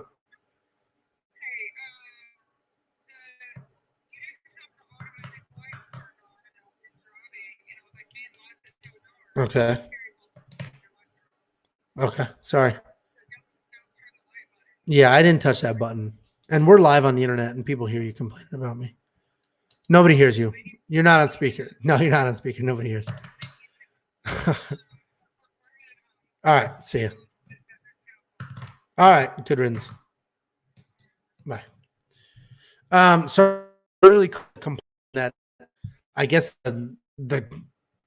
she went to a football game with my older daughter and she was like, you didn't have she didn't say it like that. And she has a thick Southern accent. You didn't have the lights on, the automatic lights on. I was wondering why it was so dark outside. She doesn't sound like that either, but she does have a thick Southern accent. Anyway, let me catch up on some chat. All right. Listen, and I was giving that guru guy a hard time because he puts in like almost no effort whatsoever. But at the end of the day, he's breaking down cards. He's putting in time. That dude puts in live stream time. I'll tell you that much. He live streams like we do the main card. He live streams every single minute of every fight. That dude, I've never watched it, but I don't know if he gets up to piss or what, but he does like 7-hour live streams. Okay, let's see. What does 1 unit mean? I'm sorry. I'm back to you now. My apologies. I'm drinking. It's a Friday night. 1 unit is just an increment of money. So let's say I'm going to use hundreds just for, let's say you have $500. And that's typically how people assess units. You have 5 units. Let's say you have $500 and you want to bet on some fights. So you want to bet on Dalcha, Lungiambula money line, and you put $100 on it. That's 1 unit. But then you want to say, okay, I'm going to take Dalcha wins round 1 by submission. I'm only going to put $50 on that. That's a half of a unit. So when we talk about units, it's literally just an increment of money. But the reason we talk in units and not money is because if I said I'm betting $100 per fight, you might say, oh my God, that's a ton of money. Or you might say, that's it, $100, loser. So we talk in units, and this is like a common betting thing. We didn't invent units. We talk in units so that you can assess, like, okay, let's assume Jacob in this case only had $500 for 50. Let's say it's $50 to bet with. He's putting 10 on Dalcha. So 20% of his money is going to Dalcha. He must be pretty confident. A half a unit? Okay, not as confident. So that's why we talk in units, so you can basically get a feel for how much we're willing to risk. And we're not going to tell you the actual dollar amounts. And I'll tell you right now, a unit for me is very different than a unit for Dan, which is different than Jacob. We all have different unit amounts and what we're comfortable betting. I guess back to this. Listen, they put their research in. They put in time. I think their picks are wrong. Not all the time, obviously, but they put in some time for real. Okay. Meanwhile, Jacob is picking an underdog every week that puts what I will agree with here, and obviously Jacob's lost a bunch, and your next comment is besides Ryan Hall. Obviously Jacob loses them as well, but I will say other than Ryan Hall, his lock of the weeks really do put up a showing. Like even when he picked Rojo and Rojo lost his last fight, but damn, did that dude go out there, put on a fight and almost win. So he does his lock of the weeks. Pay attention. If you're not comfortable enough to actually pick it, just know that like some legitimate thought and effort went into it. And many times it's a big underdog, not just a slight underdog. Let's see. That was a good pick. We weren't doing this channel then, but that's a solid pick, obviously. Some guys don't know anything. They like ESPN host Stephen A. Smith, who don't know. Yeah, well, you can't go by that. You definitely can't go by that. And yeah, it is amazing. I guess I just finished saying like, oh, Dan's a professional fighter, American Top Team. I manage fighters. We get different reads than most people do, which I do genuinely believe in. And you can literally watch every video and every pick we've ever made and take a look there. With that being said, there are plenty of ex-fighters that are absolute trash at picking fights. And I'm not trying to kick my buddy down, but Nick Newell was bad. Nick Newell, his insight was spot on. If you watch our earlier, before Nick had to do the video or the movie promotion and all that other stuff, Nick Newell's breakdowns were spot on. His insight, this guy does this. I trained with him. He did this. He did. All of that was solid. And then whoever he picked to win, like his picks were bad, but the insight was solid. And I guess the challenge is the actual read on the insight. I don't even know who this is, MMA prediction guru, who is a different person than MMA guru. I don't even know who this is, but I know there was like a bunch of drama. And I think the drama was he had like 100 fake accounts. So right now I'm in a live stream talking with all of you. Some of our live streams flex up to like 100 people. Others flex down to, right now we got like, I don't know, whatever. I think his drama was, if you look at the comments and stuff on his videos, there was all these people commenting like crazy. Tons of people commenting on the videos. But then his live streams, those same people didn't exist or something like that. And it was a bunch of fake user accounts that he created. And some dude, like someone who just watched the channel, did all the research and put it all together. So what's so funny about that is, like, I don't know if there's shortcuts in the YouTube game, because how could I possibly, what could I do? You can buy subscribers, but fake subscribers only hurt you. They don't help you, because if I bought subscribers, let's say I bought 1,000 subscribers tomorrow. So tomorrow we have 4,700 subscribers or whatever, 3,700 subscribers. YouTube would say they have 3,700 subscribers, but people aren't watching. They don't have 3,700 views. What's going on? So buying subscribers is a shortcut. I don't know why you would, let's put it this way. The amount of effort, according to the video, that this guy put in to have fake subscribers, you might as well have just put that effort into the production, into the picks, into like we do all that, put time into the actual product and get real ones. The FMP guys break down fights like diehard fans. They don't pretend to be something they're not. They have card out. Listen, I absolutely respect what those guys do. I think they get the reads wrong. Not all the time, obviously.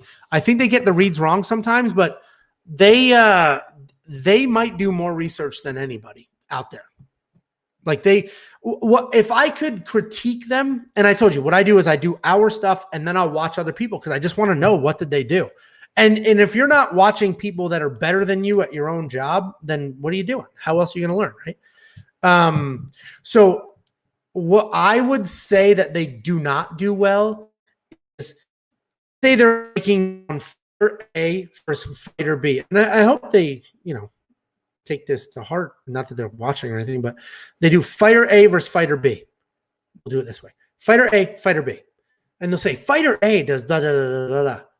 And when fighter A fought fighter C, this happened. And then fighter C actually beat fighter D. And if fighter D went on, and all of a sudden they've talked about 25 different people, it's all over the place.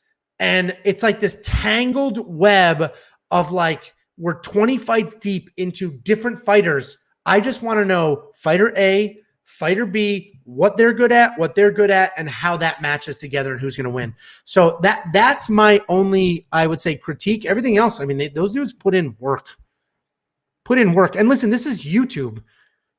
There's room for 10,000 picks channels. And they were like a day one account.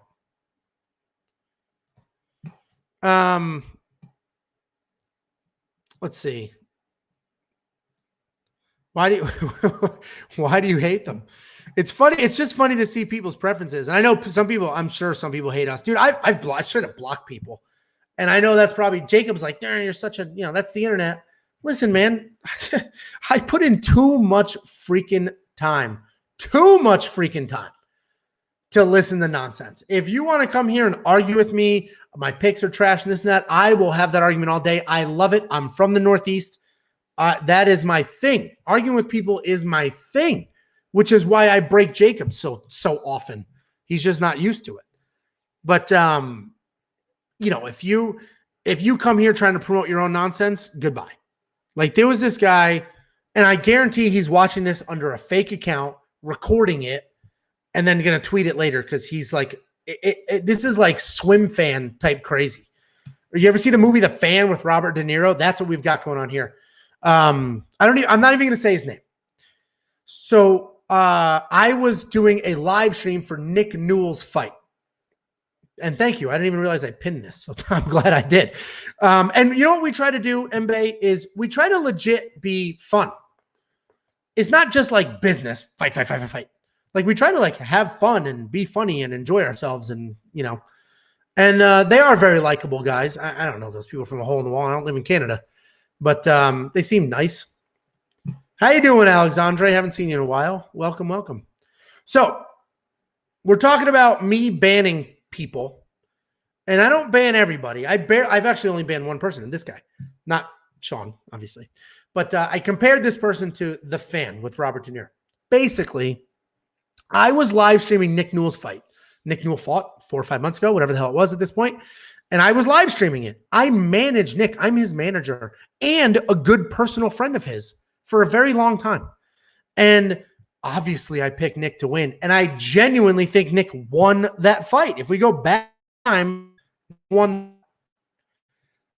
Anyway, I'm saying I think Nick wins. This guy comes into the live stream and says, I'm picking the other person. My formula told me the other person's going to win. So all I said was, really, what is your formula? Like, why? What makes you think the other person's going to win? I didn't say a bad thing. I didn't talk any trash. I didn't do anything other than ask, what is your formula? And all of a sudden he started going on. And then Nick lost. The most nonsense decision I've ever seen in my entire life. Nick lost. And the dude went on and on and on. My picks are better than yours. You're an idiot. You're trash. And at no point did I say anything negative at all. Then, Mbe, a member. Thank you very much. I appreciate the membership. You've been incredibly supportive even before the membership. So I appreciate the membership. Thank you very, very, very much. I genuinely appreciate that. And you better kill it in DraftKings because I'll owe you $30 if you win. That's how that works. And Nick did look good against Gagey. Jacob, if you listen to Jacob tell it, and I was there in person. I managed Nick. I watched that fight cage side, but I forget these things right after they happen. Nick was like, or Jacob was like, I thought Nick was winning until he got illegally kneed in the head. And I honestly, I don't go back and watch it because I don't want to see it. But so Jesse remembers the night. So anyway, this person was like, I have the other person winning. I asked the formula. Nick lost a nonsense decision. He can't even get the right decision in his hometown. And honestly, Nick having one arm, his movements don't look as fluid. But, what does that have to do with anything? He got the takedowns, had the volume. Anyway, I thought Nick won the fight. So then this person joined every single live stream we had after that, and every video. You guys suck. You made fun of my formula. I was like, what? What is your? Nobody knows what the hell your formula is. What are you talking about? And it was nonstop. So I was like, banned. You're done. Blocked. Like, this is not. If you're not contributing to the community, and contributing to the community could be like, Angelo, your picks suck. Here's mine. That's fine. That's contributing. He commented. It's something of value that other people could watch. Do you still not know who Nick is? If you don't know who Nick is, Google Nick Newell right now. If you don't know who he is, you'll know who he is immediately. He's been on ESPN. Literally, they just made an entire movie dedicated to his life. So anyway, this story's getting very long, very, very long. But Mr. Savage requested me as a friend on DraftKings. So anyway, I blocked him. He created another account. I blocked that. Created another account. I blocked that. Now he's on Twitter, and it's a screen recording or an audio. Sorry, it's an audio recording of that exchange. When I was like, "Really? You see the other guy winning? What is your formula?"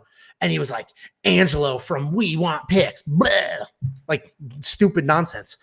And then, like, literally, I swear to God, he tweeted me probably 15 times last week because I picked Tyron Woodley. Tyron Woodley lost. He tweeted me like 15 times. This is at We Want Picks, at Angelo. Blah. Like, so I was like, block. Like, this is ridiculous. Then I unblocked them because I wasn't responding to any of it because you don't feed trolls. But, I can't help myself because I'm from the Northeast. All I want to do is argue with people and fight with people all day. All day. It like brings me joy. It drives my wife crazy. So anyway, so then I unblocked him and I commented on one of his 0 tweets. And I was like, tell you what, dingbat, why don't you list every single pick you have for this week? I'll list all of mine. Let's compare them. And that's it. We'll just, you and your stupid ass formula can go to bed. And it's not even like it's, I don't want to say his name because I don't want to give this Muppet anything. But the name of his thing, he doesn't have a channel. I don't even know what he does. The name of his thing is like a famous math equation. And so it's not even revolutionary. And so I was like, list your picks, I'll list mine, we'll compare them. And if you guys follow, that's my response to literally everything. Anytime somebody was like, you guys are wrong, I'm like, list. It's easy for you to come back and say I was wrong on one fight. List all, this week is bullshit because there's only 9 fights. List all 13 picks. I'll list all 13 and then we'll compare. It is very easy to say one is right, one is wrong. Giovanni, yes. That fight dropped. We are down to 9 fights. 9 fights and the card starts basically in the morning. So the matchups that are left are actually very good. It's just 9 sucks. And listen, I could use a McNugget. I drank this whole freaking vat of wine. I'm hungry. But anyway, he tweeted me like crazy. I said, you do your picks. I'll do mine. Let's compare. And then 5 minutes later, I'm like, you know what? No, I'm not doing that. Why? This is what the troll wanted. The troll came in. The troll poked the bear. I respond, no. Absolutely not Fight Night Picks. That is not who I'm talking about. It's literally, they have an established channel. They're much larger than us. They want to compete. I'll compete with them. Absolutely. We'll smoke them. And I would love to leverage their 25,000 subscribers 100%. But no, they didn't do that. I feel like they're respectable human beings and wouldn't be trolling on our channel as I wouldn't be trolling theirs. I don't troll anybody's. And so then I changed my mind. I'm like, I'm not going to give this guy any credit. Like, no, I'm not going to. I don't want people that I wrote his picks down and then I'll compare after. Maybe I'll unblock, shit on him, reblock. But so I left it at that. But the dude like screen records our videos, tweets constantly about us. I literally was like, dude, you are a swim fan. You need to relax. This is sad. It's weird at this point. Like, I got to stop telling people what state I live in if these are the crazies that are out there. So anyway, let's back up. Talking about troll, hater, stalkers is what other shows do. Block, ignore them. Yeah, I should. And that's what Jacob's like, just ignore them. Who cares? I care. I'm from the Northeast. Anybody here from the North? I live in Texas, but I'm from the Northeast. And I will argue with anybody about anything. It's just who I am. Dan, too. You guys should see the arguments Dan and I get into about this channel. Dan's like, we should do X. I'm like, no, we shouldn't. And then we literally, we call each other horrible things. We go back and forth like absolute crazy. And then we meet somewhere in the middle and it all works itself out.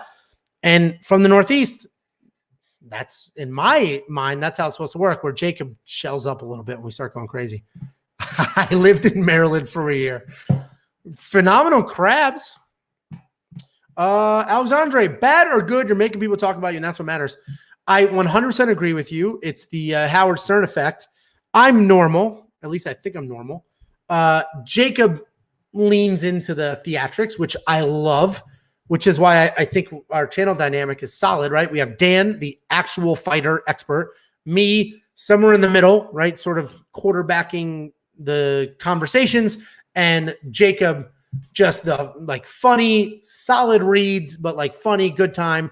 And my favorite thing is when Jacob will say crazy stuff and then people will comment on the video thinking he's 100% serious.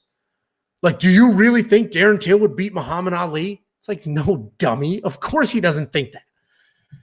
But, oh, thanks. Me personally or me, the channel? Meaning at wewantpicks or at Angelo Bodetti? Because if it's at Angelo Bodetti, it is mostly me cooking on my charcoal grill or my daughters doing the crazy crap that they do. All right. Ask away. I'm here. Jacob only betting one fight. Here you go, George. You ready? Drum roll in your head. Bang. Here's the rest of Jacob's bets. I'll go through them for you. He has Ji Yoon Kim. Wins by decision plus 160. I disagree with that pick, but I don't disagree enough to put, a ton of money on it. I did bet Molly McCann money line, but I'm not getting down to the specifics. I just think money line, she can do that. Yeah, of course. It's fine. It's all public. If I had an issue with that, I would have made it private. And yeah, ask whatever you want. I'm pretty much an open book.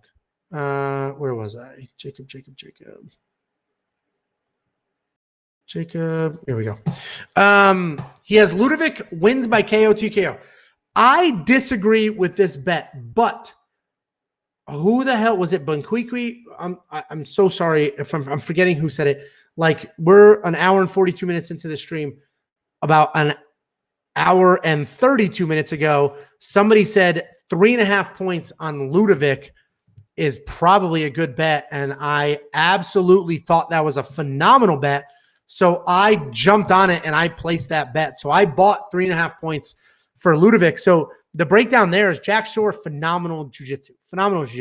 Ludovic, phenomenal wrestling. And if Ludovic, elbows in, chin down, can avoid some of these submissions, he can win a round. Absolutely. Jacob thinks he can win by TKO. I think all I need him to do is win a round, and I'll plus 250 my money. And that's the difference between me and Jacob. I will chase plus 250. I will not chase plus 900. I like my money a little too much. And then he has Shore Shalinian does not start round 3 at plus 110. He put 2 units on that. And he basically is like, Shore's going to win by submission or Shalinian's going to elbow in the mouth and that fight will be over. Darren Till wins inside the distance. Decision, no action. If you guys don't know what that is, and there may be some new people watching. If you're new, hit subscribe, please. I would appreciate that. Basically what that bet is that if Darren Till wins by knockout, submission, TKO, anything that isn't a decision, Jacob will win that bet. If the fight goes to a decision, Darren Till wins or loses. If the fight goes to a decision, Jacob gets a refund. They just give you your money back. Here you go. No action. Take your money back. I love those. Jacob took it as well. I don't know why he took it when he took Darren Till money line also, but Jacob took it as well. Gotta take a drink. And you're only going to get that wewantpicks.com/bets. Grab a promo. It helps us out. And they are instantly matching your entire deposit up to $1,000. You put in 100, they give you 100. You put in 1,000, they give you 1,000. Where's Jacob during the stream? Jacob is on a little date, hanging out with a lady. So Jacob is not here. And Dan, if you watched our DraftKings, our betting, and our Monkey Knife Fight videos, he can't say 10 words without coughing, so he's not joining, which is fine. And I'll hang out for a little bit, and then I'll hop off. It's almost 10 o'clock my time. So let's do this. I'm going to hop off in 15 minutes. So if you have actual fight questions or regular stuff too, 15 minutes, I'll hop off. So it'll be a 2-hour live stream. I'll check this for you. You wanted to know what the, what line did you want to know? Kim by sub. Is that the line? I'll tell you right now. I have it on my other screen. Vegas 36. Kim by submission. Points. Submission by round. Just give me submission. Why is it by round? Come on.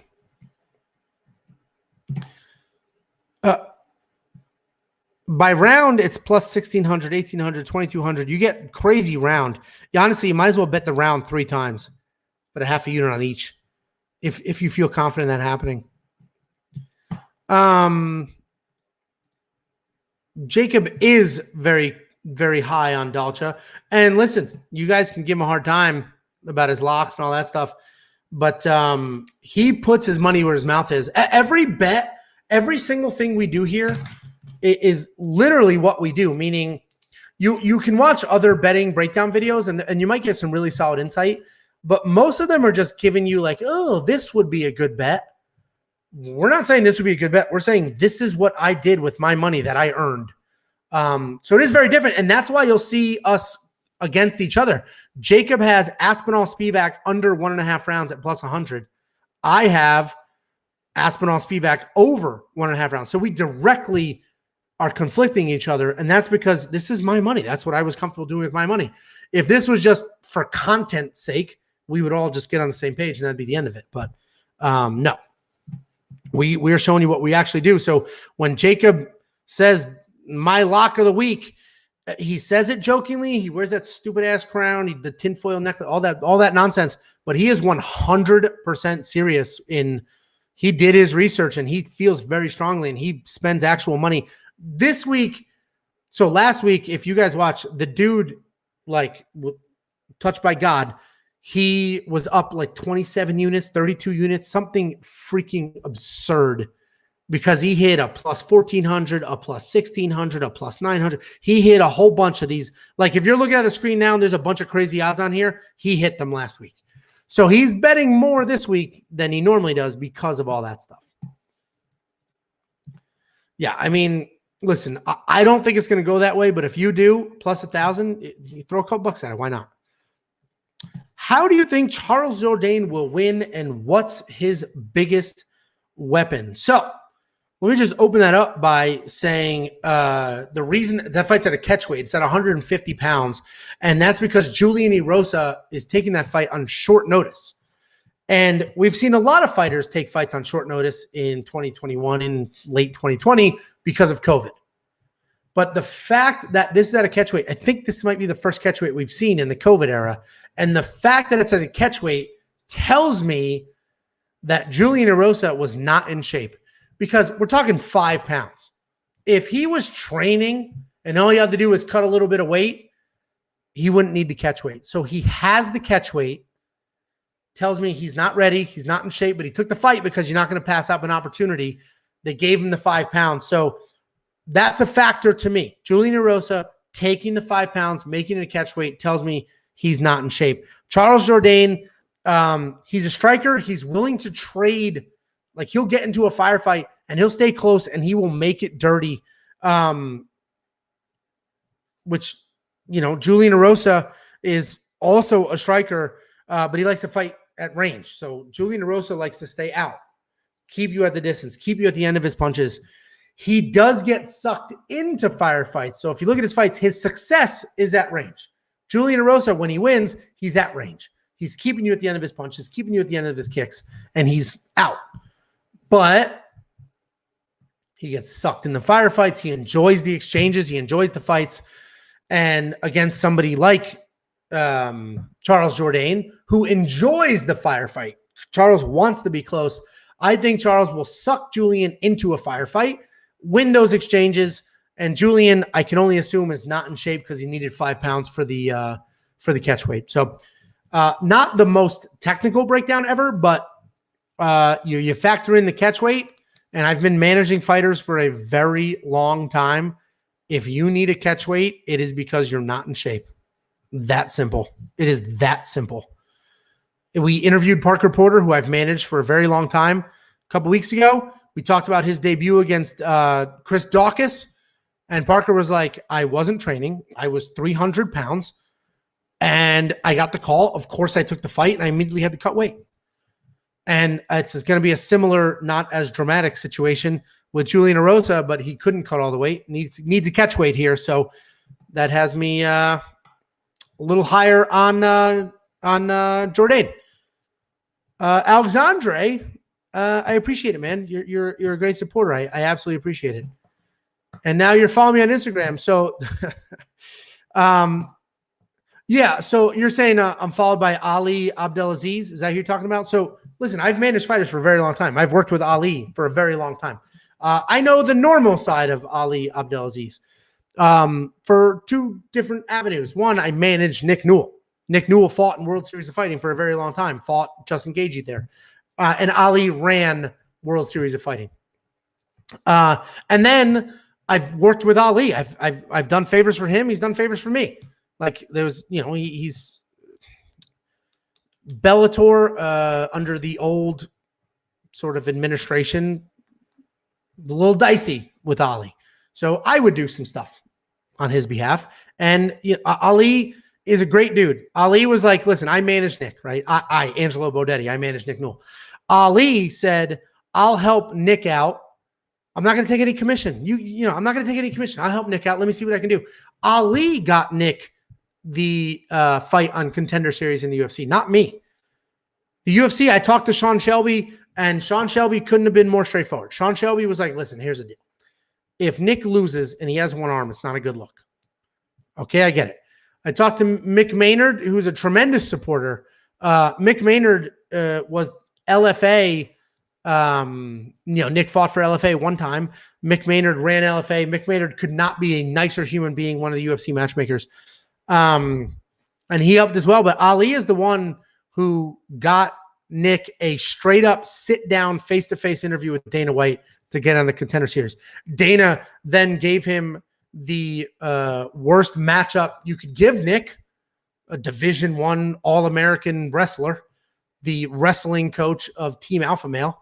Just a terrible matchup. Nick almost had that guillotine win, but yeah. So Ali Abdelaziz does follow me on Instagram, but I've known him for many years now. I don't know, 8, 9, 10, 5. I don't know what the hell it is. I've worked with him a while. So that's why he follows me. So it's funny you noticed that. How do you even notice that? Like what on Instagram when you followed me showed Ali? Is it because he liked the picture of my kids or something? I'm curious. Curious where you saw that and how that stuck out. What's up, Josh? How you doing? Welcome. I mean, you guys are hopping in. We're gaining some steam, and I'm probably literally see Maj open is when I'm going to drop. My wife's on her way home with my oldest, so I'll drop when they get home. So it might be in 1 minute, it might be in 10. So I'll stick around for a little bit. If you have questions about the fights, great. If you have questions about why Ali Abdelaziz follows me on Instagram, that's a question too. Whatever you guys want to talk about, I'm fine. Listen, Ali is freaking dude's crazy, and he's just as crazy. I've known him for a very long time. He's the same with me, man. Dude, let's put it this way. I managed Nick Newell. Nick Newell fought for a World Series of Fighting, which Ali ran. You can only imagine the arguments I've gotten into Ali, that him and I have gotten into. But he's very similar to me, where I will argue with anybody. Anybody. I don't care. I'm from the Northeast. I will argue till I die. So him and I would go at it. And then at the end, be like, it's all good, bro. It's fine, man. Like, this is just how I talk. And then, so it was all good. So he's actually a very good human being. People want to call him a terrorist and everything else because of all those articles that came out. But my experiences with him have only been positive, even when there's screaming involved. Do you see a way Till can win? You're 100% sure, Brunson? No, Till can absolutely win. He's got very good takedown defense. He's got solid hands. And Brunson's chin and cardio aren't amazing. His cardio is much improved, especially with the wrestling that he's added. I think Brunson wins. I'm high on Brunson. If you look at his stats over the last 4 fights, the wrestling game plan has been amazing. It's really rough for him. And being at Stanford MMA has done more for his career than I've almost seen any camp do for anybody who changed, at a later point in their career. So I'm high on Brunson, but Darren Till can absolutely win. Absolutely. Great hands, good takedown defense. Till can win, but I do like Brunson. I don't always pick the wrestlers, but listen, so you're on the other side of this one? You think Till wins? Listen, this is a tough week with only 9 fights for bets. Patty, Aspinall, Dalcha, parlay plus 552. Patty, Aspinall should be locks. Dalcha is, he's an underdog for a reason. Jacob's onto something for sure. But he is an underdog, but 552, that's solid. Those are solid odds. All right. That's fair. Very fair. What I would say, I don't think the bets are affected by it being 9 fights. I would say DraftKings this week is a freaking nightmare. A nightmare. There's only 18 fighters. You put 6 in a lineup. 1/3 of the entire card will be in your lineup. This is a terrible week for DraftKings. If I'm you guys, if you've already entered contests, great. If not, skip it. Whatever money you were going to spend on DraftKings, spend it on Monkey Knife Fight. Hit up the strike lines. The strike lines don't care how many fights there are. Hit up the strike lines. Try to win some money there. wewantpicks.com/MKF. It's a ton of fun. And 9 fights in DraftKings, that's not going to go well for a lot of people. Or if you do really well, you're going to split the money a million times over because there's only so many combinations. And all these sharks in the giant leagues, it's just math to them. It's just math. So they're going to have 150 lineups, and maybe not even, because I don't know what the math is, but every combination of every fighter, when there's only 9 fights, can't be a lot. We lost Martinez Rojo. The Rojo fight has dropped. Martinez missed weight earlier today, but the fight stayed intact until about an hour. I've been on the stream for a while, so about 3 hours ago now, the fight dropped. Holland was able to touch easily Brunson on the feet, and we know Till has more solid takedown defense than Holland. That's what's getting me on Till's side. That is very solid insight, and you are absolutely correct with all of that. Absolutely correct with all of that. I still think Brunson gets it done, but you're right. Brunson's chin is not amazing, and Darren Till's takedown defense is much better than Kevin Holland. Kevin Holland, his takedown defense is abysmal. But to Mbaye's point, I think Kevin Holland's striking is probably better than Darren Till's. You just don't get to see all of it because he gets taken down so freaking easily. Chris V had my free play on Rojo, but just got refunded and put it on Jacob's Lock of the Week. Listen, Jacob's Lock this week is not a bad pick at all. And I don't want to jinx it. I think Holland is awkward. I agree. And he may actually be longer too. And I don't care about range. You guys, I say that all the time. I don't care what Tapology says. That's all bullshit. But I do like how Kevin Holland uses his range. If Martinez was in my parlay, how does that affect my bet? It completely depends on who you bet with. Some betting sites will just remove that person from the parlay and adjust the odds accordingly. Others will refund your money entirely, and that's it. It's off. So I don't know who you're using, but who you should be using, I have 2 options for you. If you go to wewantpicks.com/bets, jump into Bet Online. They will instantly match your deposit up to $1,000. We just got a new deal with BetUS. If you go to BetUS and use promo code WWP, they'll instantly match your deposit 125%. You put in $100, they'll give you 125, so you will have 225 to bet with. We just got that deal done. So it's not on our website yet, but the promo code should be live.